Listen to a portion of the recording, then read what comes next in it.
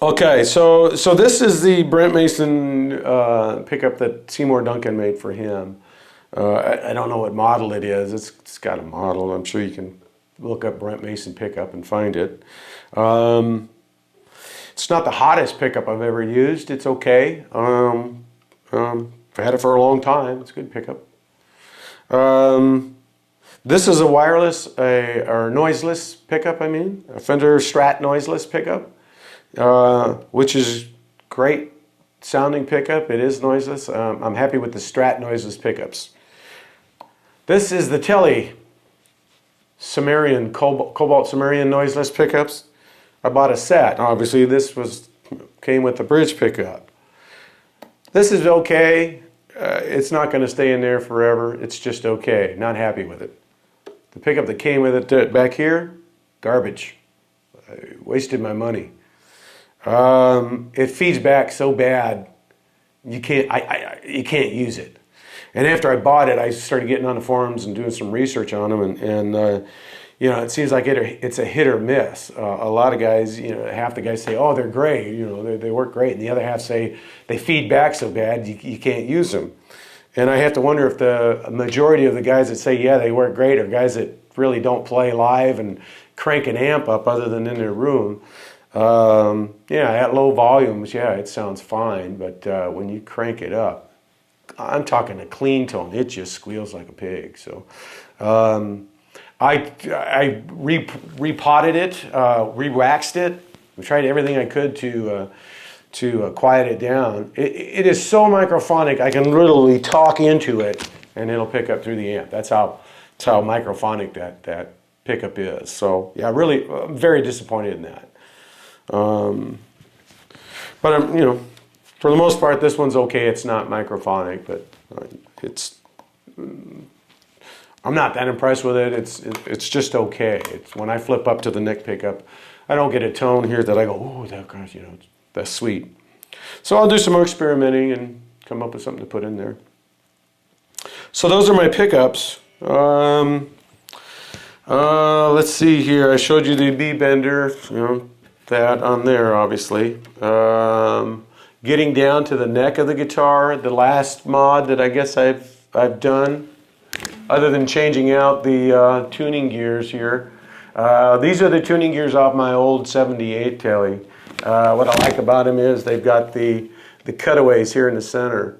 Like these a lot. It's easier for me to change them out. So that's why I put those on there. And then you see I got this banjo detuner on here. This is a locking tuner.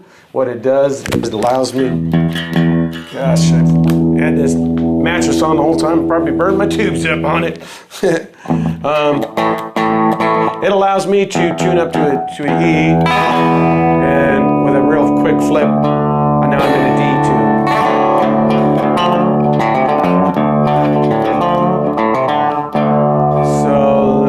On the fly, it's real fast. Hipshot makes one, it's a lever. I used that originally, had that one, and I'll put that back on standby. The problem with the Hipshot that I didn't like was when you flip it back up, your E would go sharp, and you'd have to pull on the string to settle it back in. This one's actually doing the same thing now. And that's because I used, which guess we'll get onto that now. This gauge of strings that I use. I used to use 9 through 49 or 9 through 42s. I used 9s for years, and then this detuner worked fine. I recently went about 6-8 months ago. I went to 9.5s, which is a 44 on the bottom. I want that little fatter tone. I can't go with 10s because it's just too heavy. I can't bend that B and G string, which I bend the heck out of those strings a lot. So the problem with the 44 though is that it's just that little bit bigger. It wants to go sharp. It's hard to tune it on this key here. You got to tinker with it a lot, and it wants to pull sharp when you tune up. So I've got to, you know, reach up there and bend that string, you know, when I bring it up, and we'll bring it down. So when I bring it up, I, which Of course, I don't do that. You know, I throw the volume off and, you know, do it silently. Okay, so that takes care of the guitar. That's my main guitar. I've got other ones that I've modded as well. I guess I'll go over those real quick. This is my main guitar. This here, another guitar. You're going to see in videos as well. This is my second guitar. Main guitar that I would play as a backup. Same thing, you can see this one's set up more like a Burnt Mason as far as the baby humbucker in the neck there. Sweet sounding on this guitar. Sounds great on this guitar. Originally it was in this guitar. Sounded bad. I didn't care for it, so I put it in this guitar. Sounds sweet. This is a darker sounding guitar, a little fatter. This one here I can play for 2 nights on a set of strings. And then the strings just sound dead. This one here, I can play actually 4. Well, I played 5 nights a week on it, got away with it. Which I like to change my strings on a Friday night, you know, for the weekend. But so I'd play them Friday, Saturday. You know, if I'm playing 5 nights a week, the next night I'd get Tuesday, Wednesday, Thursday out of them. Of course, those days are pretty much gone. I'm playing 3 nights a week now, and lucky to be doing that. It's the best gig in town. So yeah, I can get 3 nights out of here, out of this guitar. This one here, I'm really pushing it, getting 3 nights out of it. They just sound dead. But still a great sounding guitar. This sounds more like a Brent Mason style guitar. His is a little not quite as bright sounding. So great guitar. Stock pickup. It was a Mexican Standard. The reason I bought this a few months after I got this one. I was just in a music store, just messing around, you know, BSing, and I'd pulled this one off the rack and played it a little bit. Had no intention of buying it, but the store owner would hang the guitars by these tuning pegs. And you can see I've got the same kind of peg on this. He would tune them up by the tuning pegs, so obviously it had to be straight up and down, and I had tuned it so it wasn't quite straight up and down. And when I went to hang it on the peg that he had it on, it slid down the wall. So it slid down like that. Of course, my hand caught it.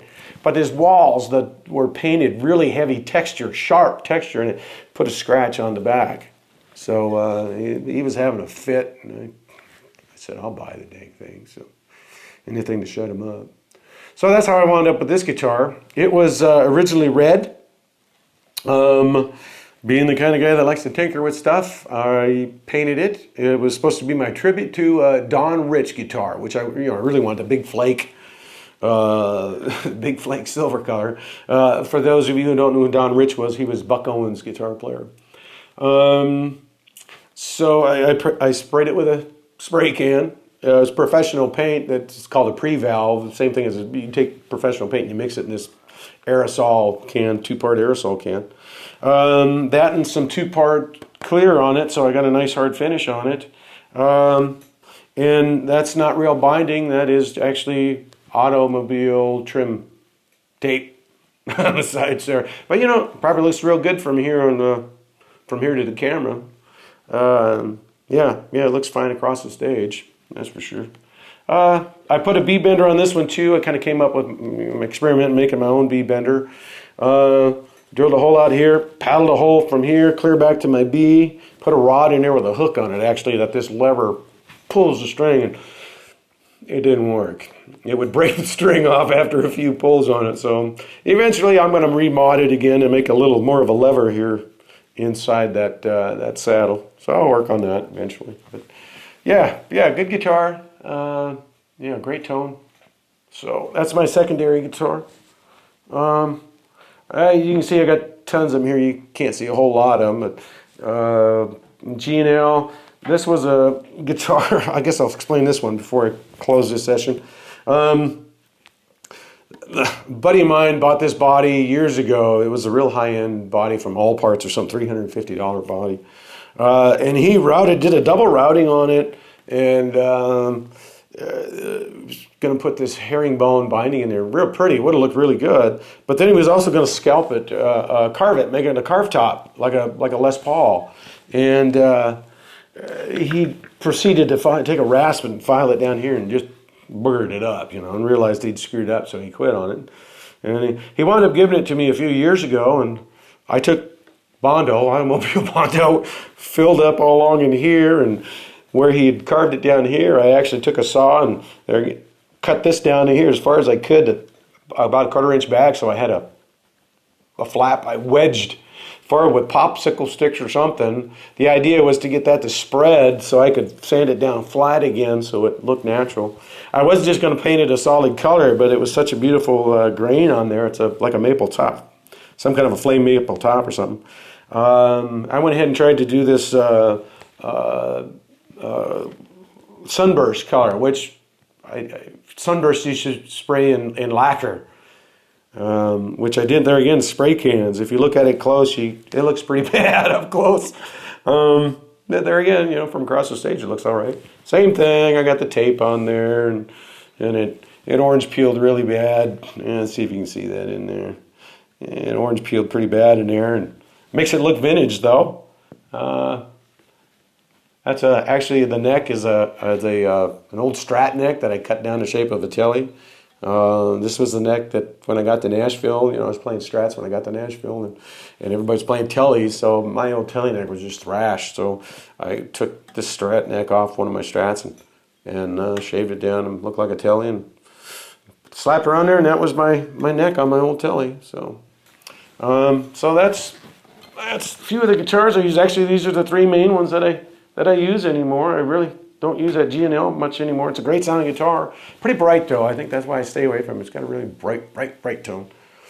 Yeah, but that about covers it. I got like 3 or 4 Strats, 5 Teles, a Les Paul copy. It's an Ibanez thing there. I just use that for some recording stuff if I want a fat sound. It's a Dobro, cheap Dobro over there. I modified that too, put a nice cone in it. It sounds pretty good now. What else? A banjo, lap steel. You can see that lap steel. I built that. That was a winter project, something to do. Got a Tele bridge on it. That's an old pickup. Came out of my old original '78 Tele. Kind of sad now because it got wet. I left my truck partner left this in the back of my truck, which I left at a buddy's house in Washington for a summer. And when I came back, it had leaked, and so this corroded. You can see that's all corroded. Kind of ruined it in there. So I haven't bothered turning it apart, fixing it up yet. One of these days I'll do that. That gives you a rundown on my gear. So we'll move on from here.